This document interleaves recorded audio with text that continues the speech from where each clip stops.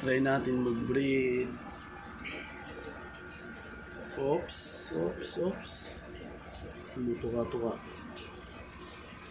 Sugat agad ah.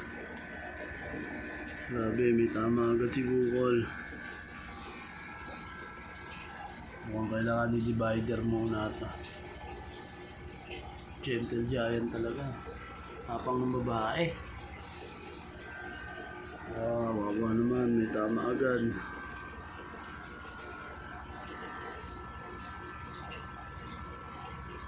Tapang talaga pagkampa.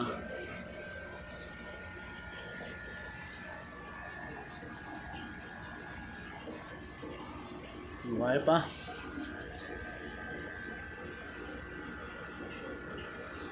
Hindi niya inaaway eh. Kaso yung female ang matapang. Observe natin.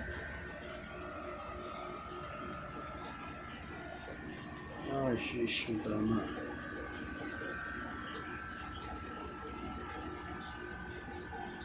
Mas guwapo.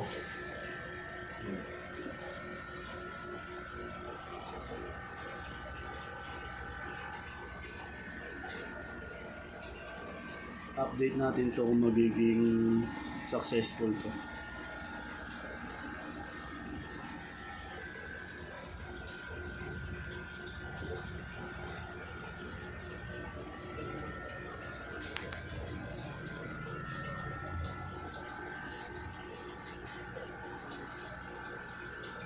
Kasi may tama agad eh.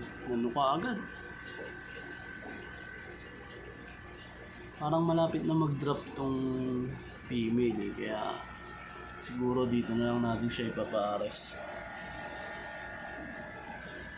Matured na rin naman to. Almost 1 year.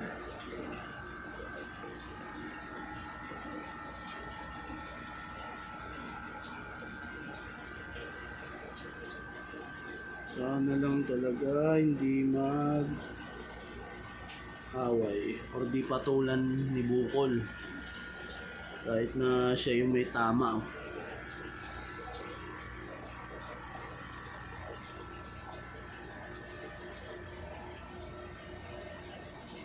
Try natin lagyan ng pot.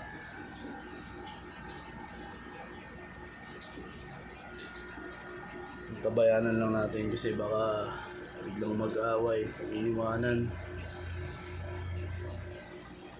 Nahabol-habol niya pero hindi niya tinutuka. Yung female natin shish. First time breeding to. Kung matutuloy.